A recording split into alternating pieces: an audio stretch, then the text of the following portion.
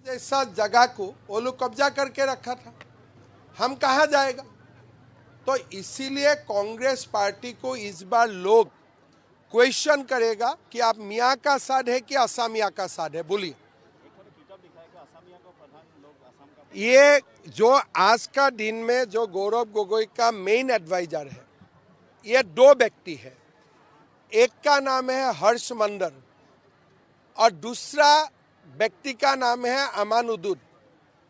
ये दोनों व्यक्ति ने एक किताब को संपादित किए थे जिसमें ये लिखा गया था कि असम में असमिया लोग बाद में आया है और मियाँ लोग पहले आए थे।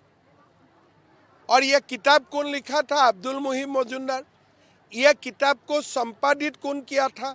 कांग्रेस का सोशल मीडिया सेल का आज का दिन में जो चेयरमैन है, ये बंदा का नाम है अमानुद्दीन। और उनका गुरु कौन है? हर्ष मंदर, जो असम का पूरा एनआरसी को खत्म कर दिए थे। तो लोगों का पास और कोई जानकारी मैं देने जा रहा हूं। कांग्रेस को एक बार के लिए बोल देना चाहिए, आप असमिया का साथ है कि मियाँ का साथ है। कांग्रेसर सोशल मीडिया सेलत আজি जिजन मुख्य व्यक्ति আছে তেওঁৰ नाम हल अमानुद्दीन। हर्ष मंदर दिल्लीर एजन कब गले लेफ्टिस्ट है। अब्दुल मुहिब मजुमदारे एखन किताब लिखिছিলে, তাত কি লিখিছিলে যে অসমত অসমীয়া পিছত আহিছিলে, মিয়াসকল আগত আহিছিলে। এই কিতাপখন কোনে সম্পাদন কৰিছিল? এই আমানুদ্দীন বুলি ল'ৰাজন, যিজন ল'ৰাক টিভিত আপোনালোকে দেখি থাকিব কংগ্ৰেছৰ হৈ কথা কোৱা। আজি কংগ্ৰেছৰ সভাপতি গৌৰৱ গগৈ হওক বা গোটেই পাৰ্টিটোৱে এনেকুৱা কিছুমান মানুহক লগত লৈছে যিবোৰ মানুহৰ গোটেই জীৱনটোৱে বুৰঞ্জী হৈছে অসমীয়া মানুহৰ এগেইনষ্টত কাম কৰা। আৰু এইবিলাক মই এনেই কোৱা নাই, তথ্যৰ আধাৰত কৈছোঁ। এই কথাটো 2 বছৰ আগতে মই বিধানসভাত কৈছিলোঁ, তেতিয়া তেওঁ কংগ্ৰেছত নাছিলে। আৰু এইবিলাক কথা মই বিধানসভাত ৰেকৰ্ডত কৈ থৈছোঁ। আজি সেই ল'ৰাজনক উকিল হয় আনি পেলাই কংগ্ৰেছৰ ছ'চিয়েল মিডিয়া চেলৰ চেয়াৰমেন বনাইছে। আৰ দিনে ৰাতিয়ে মোৰ ল'ৰা মোৰ ছোৱালী এইবিলাকে বেয়া বেয়া কথা লিখাই তেওঁলোকৰ এটা কাম হৈছে। তেনেকৈ অসমত ৰাজনীতি হয় নেকি?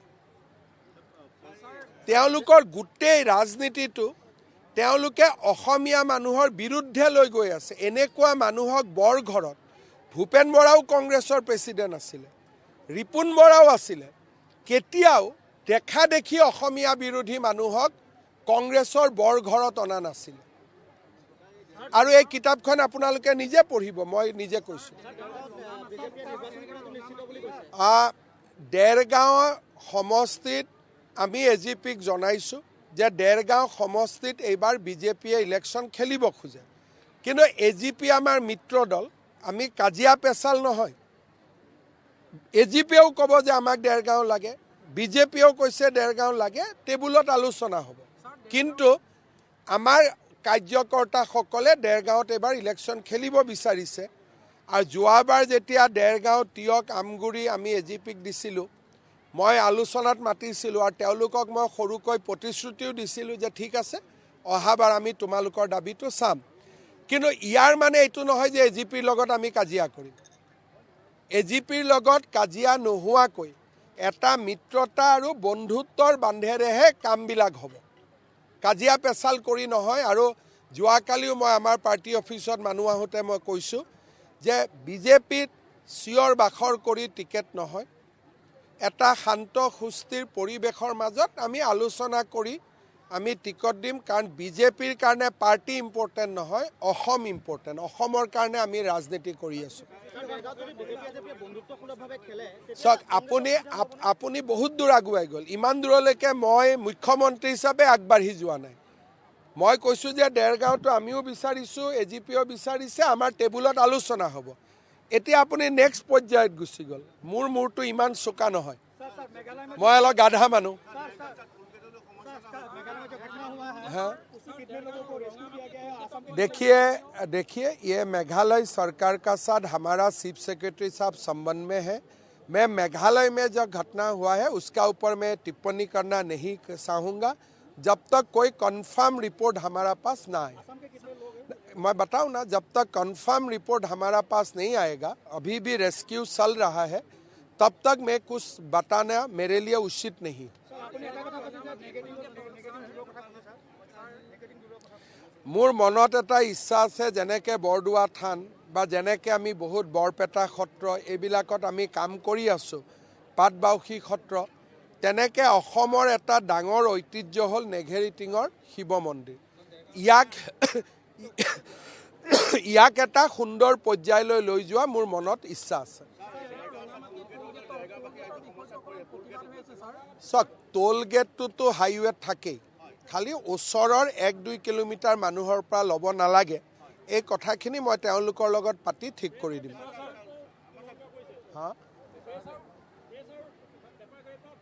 নহয়, প্ৰেছ আৰু পেপাৰ গাড়ী এক্সেম্পটেড হয়নে নহয় মই নাজানো, কিন্তু গাঁওখনৰ ওচৰৰ বা টোল গেটৰ ওচৰৰ মানুহৰ পৰা ল'ব নালাগে, এইটো মই আলোচনা কৰি ঠিক কৰি দিম। দেৰগাঁৱৰ দাবী বুলি নহয়, যি হ'ব গোটেই ভাৰতত একেলগে হ'ব। এইটো দেৰগাঁও বা যোৰহাট বা কলিয়াবৰ বুলি নহয়, বিহাৰত যদি 20 কিলোমিটাৰ আছে দেৰগাঁৱতো হ'ব, যদি পশ্চিমবংগত 20 কিলোমিটাৰ আছে দেৰগাঁৱতো হ'ব, কিন্তু নতুনকৈ তাকে কৈছোঁ, যদি ৰাজস্থানত 20 কিলোমিটাৰ আছে ইয়াতো হ'ব, কিন্তু কাগজখিনি আমি দেখা পাব লাগিব। আপোনালোকৰ ব্ৰেইনটো ইমান চোকা, মইতো গাধা মানুহ, মোৰ ব্ৰেইন ইমান নচলেগৈ। প্ৰথম আপোনালোকে হ'লে AGP হ'ব নে BJP হ'ব, তাৰপিছত ধৰি ল'লে BJP হ'ব, কিজানি AGP হয়। তাৰপিছত আপোনালোকে ওলাই গ'ল পুৰুষ নে মহিলা হ'ব, তাৰপিছত ক'ব 40ৰ তলত হ'ব নে 40ৰ ওপৰত হ'ব। ইমান উত্তৰ কেনেকৈ দিব পাৰিব কওকচোন। অখিল গগৈয়ে কালি এগৰাকী মহিলাক, সন্মানীয় মহিলাক তেওঁৰ পাৰ্টিত যোগদান কৰাইছে।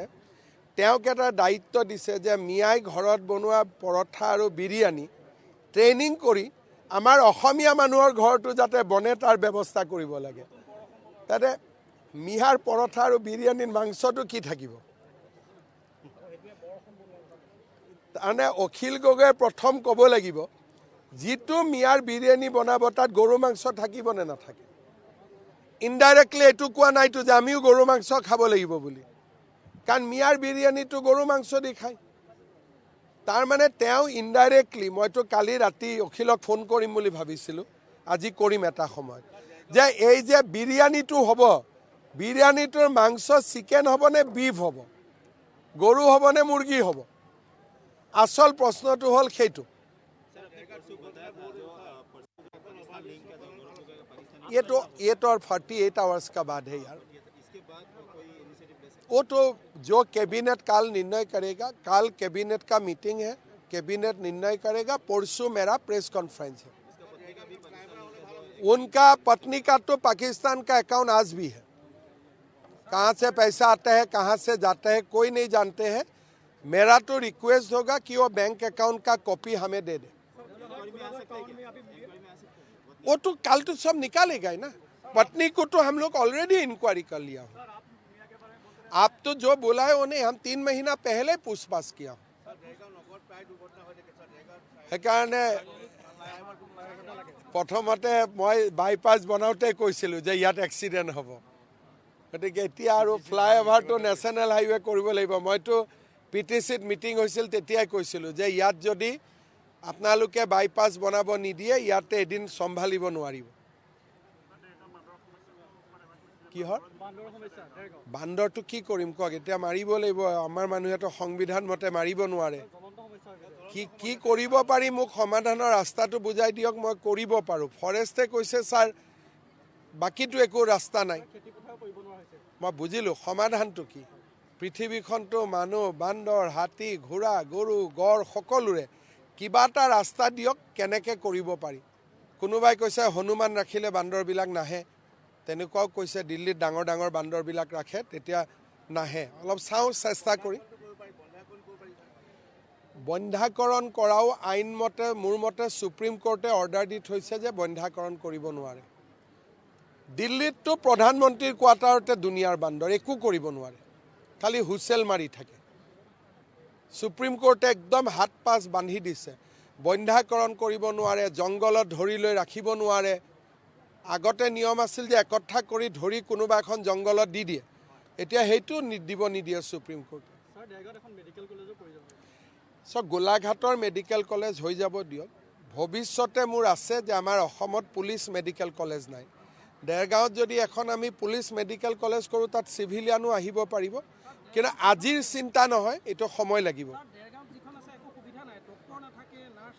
চাওক, এই গোটেই কথাটো হ'ল যে আমিতো ডাক্তৰ নাৰ্ছ দিওঁ, কেতিয়াবা চিকিৎসাটো যেনেকুৱা হ'ব লাগে তেনেকুৱা নহয়।